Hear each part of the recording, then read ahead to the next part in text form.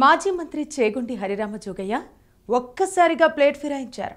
కాపులకు అన్యాయం చేశారంటూ జనసేనాని పవన్ కళ్యాణ్పై విమర్శలు గుప్పించి పవన్ ఓటమి ఖాయమంటూ వ్యాఖ్యానాలు చేసిన ఆయన ఇప్పుడు ఒక్కసారిగా యూటర్న్ తీసుకున్నారు. టీడీపీతో పొత్తులో భాగంగా జనసేన ఎన్ని సీట్లు తీసుకోవాలి, అన్ని సీట్లు తీసుకోవాలి, అస్సలు తగ్గొద్దు అంటూ లేఖాస్త్రాలు సంధించిన చేగుండి హరిరామ జోగయ్య తీరా జనసేనకు 21 స్థానాల్లో పోటీకి అంగీకరించడంతో హరిరామ జోగయ్య పవన్ కళ్యాణ్పై తీవ్ర విమర్శలు గుప్పించారు. కాపుల ఆత్మగౌరవాన్ని టీడీపీ పాదాల దగ్గర పెట్టేశారంటూ లేఖాస్త్రం కూడా సంధించారు. కూటమి ఓటమి ఖాయం, జనసేన ఓటమి తప్పదు అంటూ శాపనార్థాలు కూడా పెట్టారు. అయితే తెలుగుదేశం కూటమి ఘన విజయంతో ఆయన ఒక్కసారిగా మాట మార్చారు.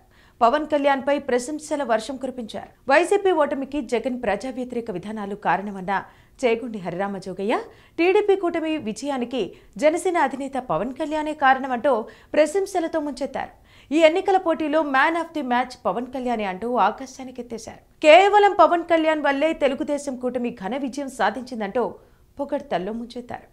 అప్పుడు ఇలా యూటర్న్ తీసుకున్నంత మాత్రాన గతంలో చేసిన వ్యాఖ్యలు, విమర్శల పాపం కడిగేసుకోవటం అంత తేలిక కాదని పవన్ అభిమానులు అంటున్నారు. గతంలో చేగుండి తన లేఖలతో కాపు పెద్దగా, సీనియర్ రాజకీయ నాయకుడిగా చేగుండికి ఉన్న గౌరవాన్ని మంటగలుపుకున్నారని, ఇప్పుడు ఇలా యూటర్న్ తీసుకుని పవన్ కళ్యాణ్పై పొగడ్తల వర్షం కురిపించినంత మాత్రాన పోయిన గౌరవం తిరిగి రాదని వారంటున్నారు.